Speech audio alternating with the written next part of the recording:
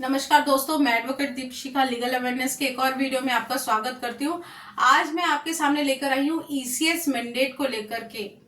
अब हम जानेंगे कि ईसीएस मैंडेट होता क्या है और ईसीएस बाउंस बैंक कितनी बार कर सकता है।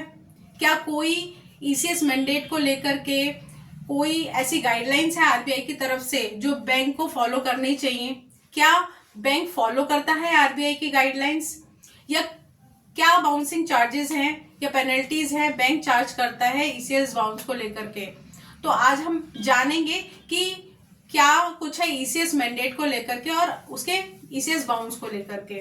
वीडियो को स्टार्ट करने से पहले मैं सभी को कहना चाहूंगी कि मेरे द्वारा दी गई जानकारी आपको अच्छी लगे तो वीडियो को लाइक जरूर करें, चैनल पे नए हैं तो सब्सक्राइब करें और वीडियो को अंत तक जरूर देखें, तो जो अभी आपकी क्वेरीज है, आपके क्वेश्चंस हैं, वो क्लियर हो जाए। और अगर नहीं क्लियर होते हैं तो आप कमेंट बॉक्स में कमेंट करके भी पूछ सकते हैं। तो चलिए स्टार्ट करते हैं।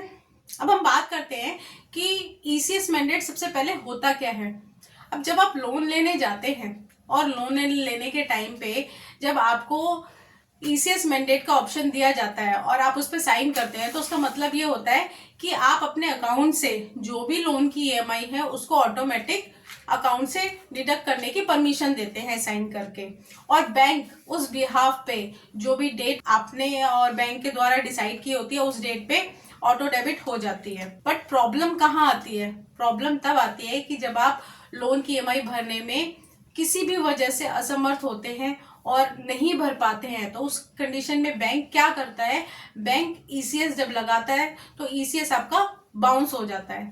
अब ठीक है, जब भी जो भी डेट है उस पर उसने ईसीएस लगाया और उस डेट पे पर्टिकुलरली ईसीएस बाउंस हो गया, कोई दिक्कत नहीं है, ईसीएस बाउंस हुआ। जो भी ईसीएस बाउंसिंग के चार्जेस होते हैं, पेनल्टीज होती है, वो लग जाती है। बट कुछ ऐसी कंपनीज हैं जैसे कि Bajaj Finserv, home credit, capital first limited और भी बहुत सारी ऐसी कंपनीज हैं, वो क्या करती है कि जो ईसीएस है जब भी डिफॉल्ट के केस में ईसीएस लगाती है और लगाने के बाद एक नहीं, दो नहीं, तीन नहीं, मतलब एक दिन में कम से कम 1 से लेकर 10 बार आपका ईसीएस हिट कराती है। अब क्या बैंक को ये परमिशन होती है कि एक दिन में वो इतनी बार हिट कराए? बट ये जो कंपनीज हैं वो अपने मनमाने तरीके से इस तरीके की प्रैक्टिसेस को फॉलो करती है और एक दिन में कई कई बार ईसीएस को हिट कराती है और ईसीएस बाउंस करती है और उसके बाद उन पे चार्जेस और पेनल्टीज लगा करके आपसे वसूलती है। तो अब ऐसी सिचुएशन में आपको लगता है कि हमने तो ईसीएस लगाया था, ईसीएस जो है वो महीने में एक बार लगना चाहिए, अब ये हर दिन ईसीएस लगता है और ईसीएस बाउंस होता है, तो आपको भी लगता है कि यार पता नहीं कितने चार्जेस और पेनल्टीज हमको देनी पड़ेंगी, अब कितने चार्जेस लगेंगे। क्या बैंक को ऐसा करना या फिर किसी भी एनबीएफसी कंपनी को ऐसा करने की परमिशन है, अलाउड है? क्या आरबीआई की कुछ गाइडलाइंस है इस ईसीएस मैंडेट को लेकर के कि ईसीएस अगर आप लगाते हो तो कब कब लगा सकते हो, कितनी बार लगा सकते हो, और अगर लगाते हो तो क्या करना चाहिए? क्या कोई रूल्स हैं इसके लिए? क्या वो रूल्स ये बैंक्स और एनबीएफसी कंपनीज फॉलो करती हैं? तो जब क्या होता है कि आपके अकाउंट से एक दिन में बहुत ज्यादा बार ईसीएस हिट हो जाता है, लगा देती है ईसीएस, आपका एक दिन में 4, 5, 10 बार हिट करती है।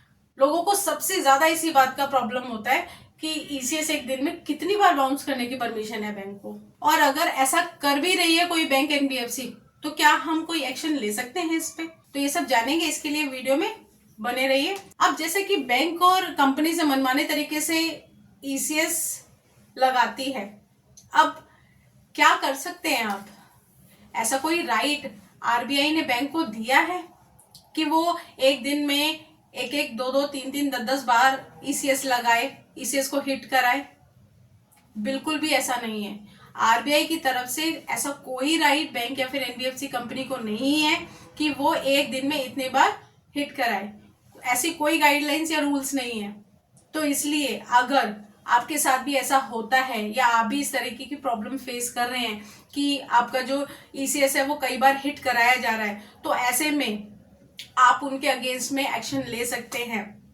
जो भी अगर मान लीजिए अगर उनको ऐसा करना भी, अगर कोई भी बैंक या फिर एनबीएफसी जो है वो ईसीएस अगर लगाती है तो उससे पहले उनको क्या करना चाहिए। अब जैसे कि ईसीएस मैंडेट से पहले मैं आपके पास आऊंगी एक चेक के लिए। तो जब कभी भी हम चेक कहीं लगाते हैं तो चेक लगाने से पहले हमें पता होता है कि इस डेट में हमें चेक लगाना है, मतलब जिसकी तरफ से हमें वो चेक मिला है उसमें वो डेट मेंशन होती है कि इस डेट में आप चेक लगा लीजिए। इसका मतलब ये होता है कि इस डेट में अगर आप चेक लगाएंगे तो आपका जो भी आप चेक लगा रहे हैं वो क्लियर हो जाएगा। सेम वैसे ही ईसीएस मैंडेट में भी होता है कि जब भी वो ईसीएस अगर लगाते हैं तो उस टाइम पे ईसीएस उनका क्लियर हो जाएगा। उसके लिए ही जब आप लोन लेते हैं उस टाइम पे एक डेट देते हैं कि इस डेट में आप हमारा ईसीएस लगाओ, ताकि अकाउंट में पैसे होंगे और आपका ईसीएस जो है वो क्लियर हो जाएगा, बाउंस नहीं होगा। बट बैंक उस डेट पे ना, अब एक बार में एक दिन में वो कितनी बार ईसीएस लगा रही है, आपके अकाउंट में पैसे हैं या नहीं है, ठीक है, तो ऐसे वो ईसीएस लगाती रहेगी और वो ईसीएस बाउंस होता रहेगा और उस पर वो पेनल्टी चार्जेस वो लगाती रहेगी। अब ऐसे में बैंक को तो बेनिफिट होता है कि भाई ठीक है पेनल्टी है चार्जेस है वो लग रहे हैं, बट नुकसान किसको उठाना पड़ता है, बोरोवर्स को, क्योंकि उनको पता ही नहीं है कि इस तरह की प्रैक्टिसेस जो है वो बैंक और एनबीएफसी को फॉलो नहीं करनी चाहिए। आरबीआई ने बैंक को ऐसा कोई भी राइट नहीं दिया कि वो एक महीने में 1, 10, 15, 20 बार ईसीएस हिट कराए या बाउंस कराए।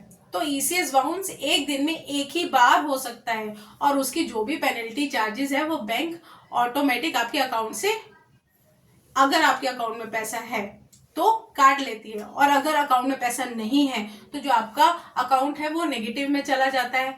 ऐसा आपने भी देखा है कि आपका अकाउंट नेगेटिव में हो गया, तो जब भी आपके अकाउंट में पैसा जाएगा वो आपका पैसा जो है वो जो भी चार्जेस पेनल्टीज है वो कट जाएगा।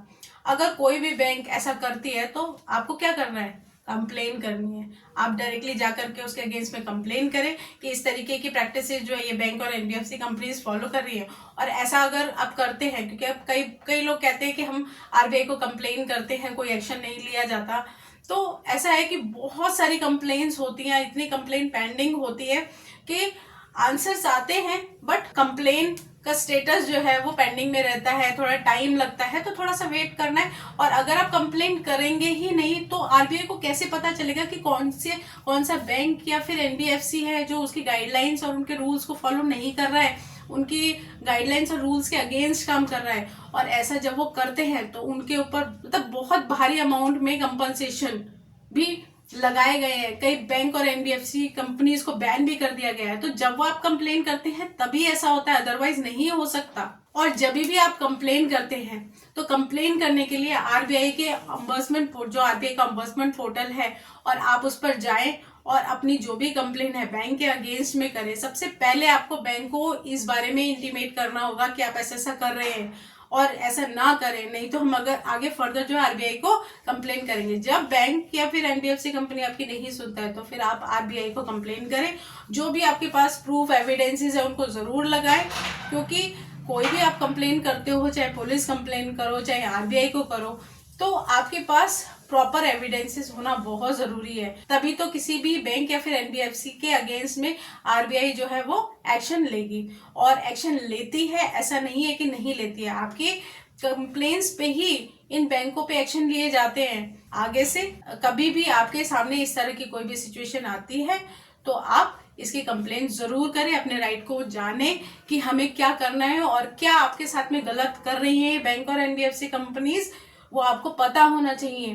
क्या उनको ये सब करने का राइट नहीं है। इस तरह से ये जो गलत प्रैक्टिसेस करके आपसे से ज्यादा पैसा वसूलती हैं, तो आप इनको स्टॉप कैसे कर सकते हो, कंप्लेंट करके ही स्टॉप कर सकते हो। मेरी पूरी कोशिश यही रहती है कि मैं आपको बताऊं कि इस तरह की चीजें अगर हो रही हैं तो आपको किस तरह से एक्शन लेना है और क्या गलत आपके साथ में हो रहा है, तो वो चीजें आपको भी जानने का अधिकार है। बहुत लोगों को पता ही नहीं होता, उनको लगता है कि ठीक है बैंक ऐसा करती है तो इसका मतलब ऐसा करना अलाउड होता है।